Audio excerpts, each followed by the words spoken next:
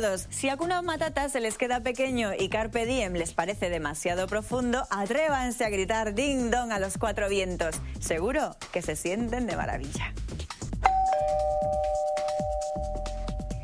Hoy en Ding Dong aprenderemos a interpretar correctamente un análisis de sangre. Rescataremos lo más divertido de la tele con el zapping y lo más curioso de la historia con las efemérides. Desvelaremos el horóscopo de la semana y contaremos con la única persona que conoce el secreto de Víctor o Victoria. Paco Valladares, comenzamos. ¿Quién no ha tenido que hacerse alguna vez un análisis de sangre, verdad? El madrugón, la aguja, ayunar y a cambio un montón de palabras y de números que ni entendemos. Bueno, pues para entenderlo tenemos hoy con nosotros a nuestro médico de cabecera, José Luis Sanbeat. Hola, buenas tardes. Buenas tardes. A ver, yo tengo aquí mi análisis de sangre. ¿Cómo tengo que empezar a interpretarlo? Bueno, lo primero que nos encontramos son dos partes, por un lado muy diferenciadas. Generalmente es la hematología, por un lado, que es lo que habla del recuento de las células de la sangre, los glóbulos rojos, glóbulos blancos, plaquetas, y por otro lado estaría la bioquímica. La bioquímica nos indicaría parámetros o cifras relacionados con el metabolismo del resto del organismo. Ahí encontraríamos la glucosa, el colesterol, el ácido úrico, las transaminasas, una serie de sustancias que hay ahí. O sea, ¿qué se puede encontrar en una y en otra? Bueno, en hematología se divide en tres partes, que es por un lado la serie roja. La serie roja, como su nombre nos indica, habla de los glóbulos rojos. Y ahí podemos encontrar, pues por ejemplo, el recuento de Matías, el recuento de glóbulos rojos. Podemos encontrar el hematocrito. Te voy a ir explicando un poco lo que significa cada cosa. Me estoy quedando con los nombres, pero sí, difícilmente, malamente. Lo que está claro es bueno, el recuento de glóbulos rojos, el número de glóbulos rojos que tienes en la extracción de sangre que te han hecho.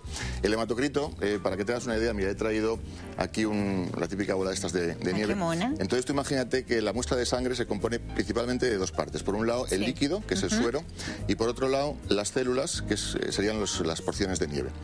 El hematocrito nos hablaría de la concentración de partes blancas, o sea, en este caso partes blancas en sangre de células, con relación al líquido.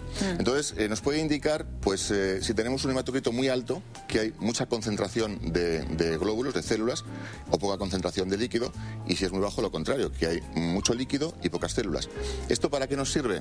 Pues nos serviría, pues por ejemplo, para ver si hemos perdido líquido.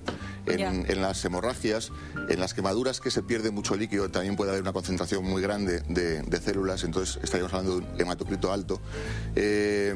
También nos puede servir, si hay un hematocrito muy bajo, para indicarnos que hay poca cantidad de células. Por ejemplo, la médula ósea, que es donde se fabrican las células sanguíneas, no está siendo suficiente, está siendo insuficiente, tiene alguna patología, alguna enfermedad. Otra de las cosas que nos podemos encontrar también en la parte, digamos, roja, es la hemoglobina. La hemoglobina es una molécula que está dentro es una proteína globular de forma esférica que está dentro de los glóbulos rojos. Imagínate una esfera y en el centro tiene el átomo de hierro. El átomo de hierro es el que realmente lleva el oxígeno, el que cumple la función principal de la sangre, que es llevar el oxígeno. Entonces, hay mucha gente que piensa que por tener a lo mejor un número bajo de glóbulos rojos, dice, tengo pocos glóbulos rojos, tengo anemia. No es cierto.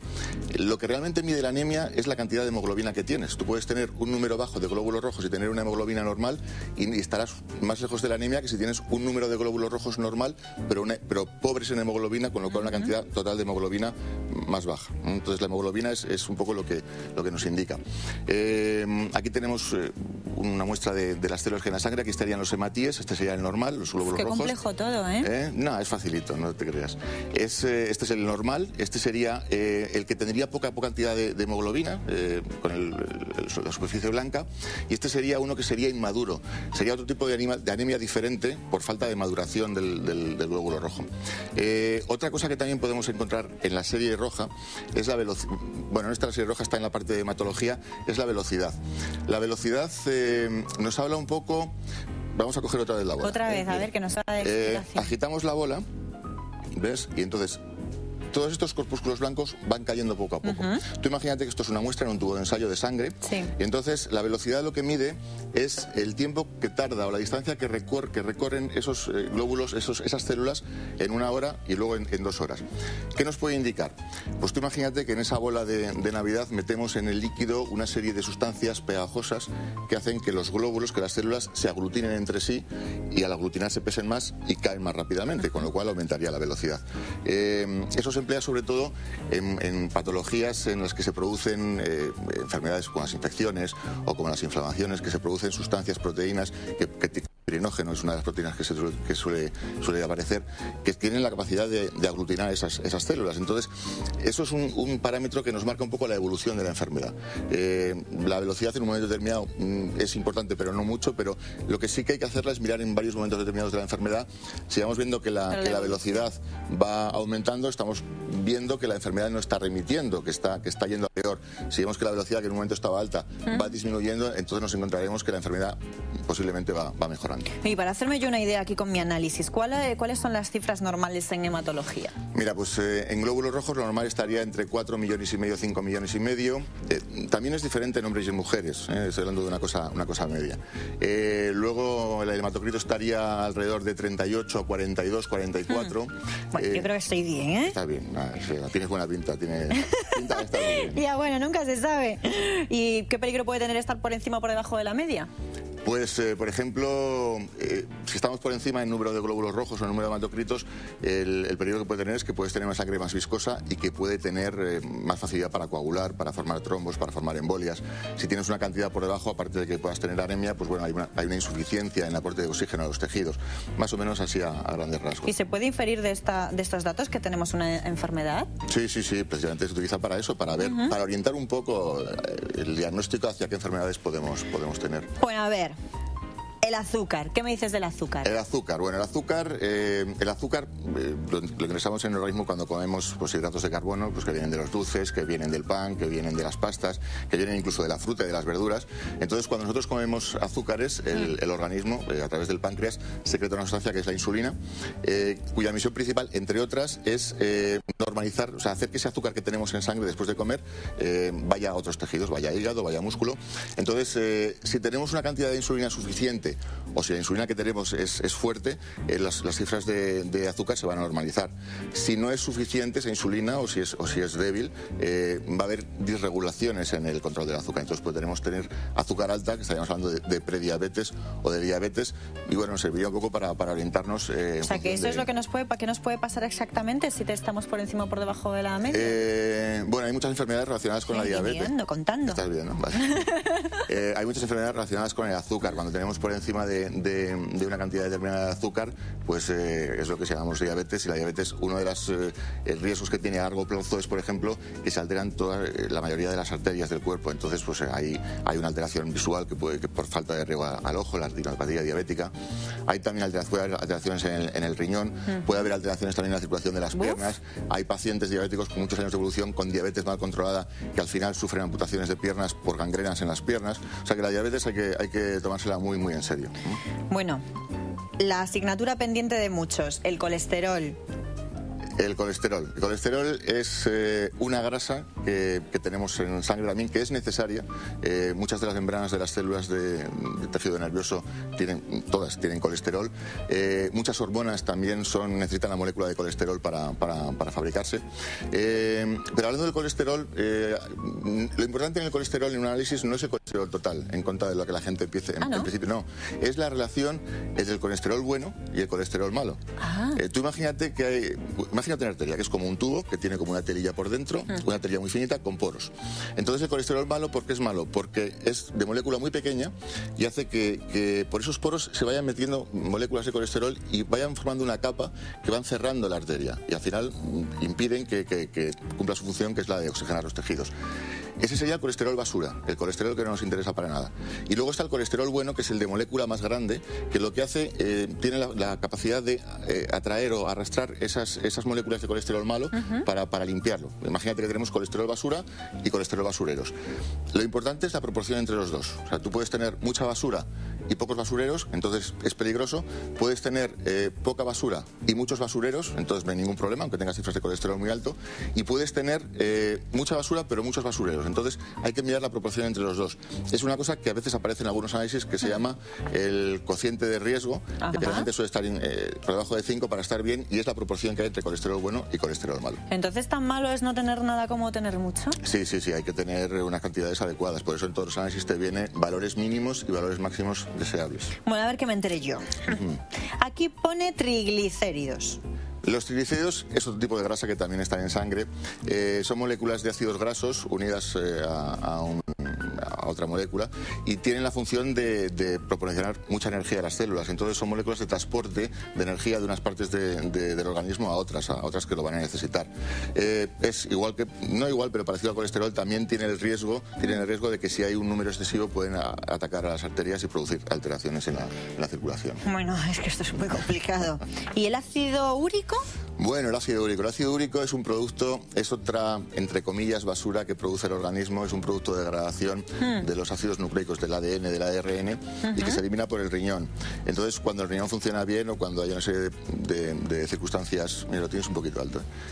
Sí, bueno, en fin. Bueno, cuando hay una serie de Eso es lo circunstancias... del marisco gallego, debe ser de ahí, ¿no? Ahí está el marisco, el pescado azul, el alcohol... Bueno, el alcohol no sé yo, pero... No, marisco. Vamos a dejarlo en marisco, a ver si... Entonces, bueno, el ácido úrico forma cristalitos, como agujas muy finitas, se eliminan por el riñón, pero cuando el riñón no lo elimina bien, se pueden depositar en las articulaciones. Entonces tú imagínate que tienes una articulación que está llena de alfileres, eso es lo que se llama el ataque de gota. El ataque de gota es ese depósito de alfileres chiquititos en la articulación que hace que la articulación se inflame, que sea muy dolorosa. Hay gente que incluso no soporta el peso de la sábana encima de la articulación afectada. Aquí tenemos otro ejemplo en cuanto a que la gente se piensa no solamente es en el dedo gordo del pie, también se puede depositar en otras articulaciones, en este caso en el codo. Y bueno, el ácido úrico es un poco eso, es el o sea que hay que tener cuidado. Hay que tener cuidado. Bueno, a ver, estas siglas. GOT, GGT, AST, ALT, bueno, que fuéramos coches. Sí, eso es lo que se llama las transaminasas. Las transaminasas son unas sustancias, unas enzimas que hay en el hígado y que marcan un poco lo que es cómo funciona el hígado, cómo está la función hepática.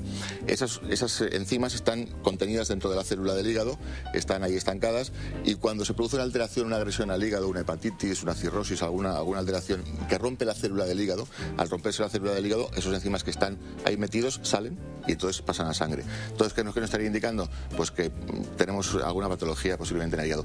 Aunque no solamente se elevan cuando está en el hígado, hay que tener cuidado con eso porque después de hacer un ejercicio muy intenso, también puede pues haber a lo mejor es por eso, ¿eh? No, pero yo creo que las tienes bien, ¿no? Sí, bueno, sí, las tienes bien. ¿Están bien? Las tienes bien. Tienes perfecto. Aquí hay unas que me suenan más. Creatinina y urea. Sí.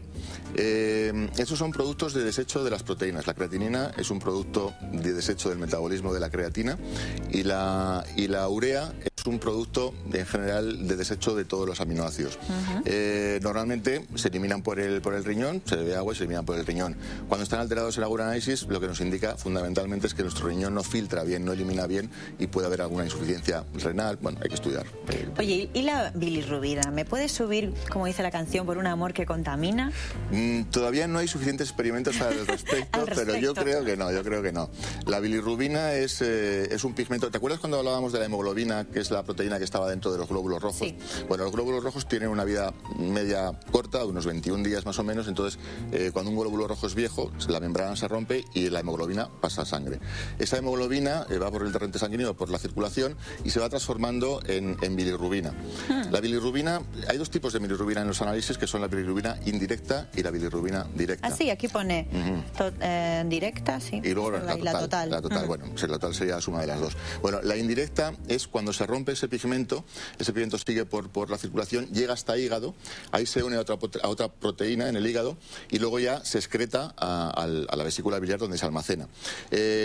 Cuando tenemos alguna alteración que produzca mucha rotura de glóbulos rojos, mira, aquí estamos viendo una imagen, la bilirrubina es el pigmento que hace que la piel tome ese color amarillento, los ojos, la parte blanca de los ojos también ese color amarillento, que es lo que produce, que es lo que se llama ictericia. No está hablando, ocurre en hepatitis, ocurre en alteraciones del hígado y de la vesícula biliar. Entonces, si hablamos de que tenemos alta una bilirrubina indirecta, estamos hablando de enfermedades que puedan estar relacionadas con un aumento de la ruptura de los glóbulos rojos, pues una anemia hemolítica, transfusiones que son incompatibles y que hace que los glóbulos rojos se rompan. Entonces, bueno, eso puede dar una bilirrubina indirecta.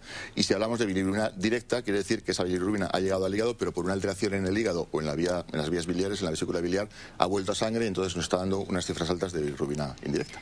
Bueno, yo ya lo tengo bastante más claro. Muchas gracias. Espero que en casa también lo tengan y puedan interpretar ya más o menos, pero mejor ir a un médico, ¿no? Sí, mejor, y que te lo diga un médico. Bueno, muchas gracias, José Luis. A vosotros. Y si lo que no tienen es una consulta médica, sino una consulta histórica, ¿a quién pueden acudir? Pues a nosotros. Fue bautizada Rita Cansino, pero años después todo el mundo la conocería como Rita Hayworth. El 17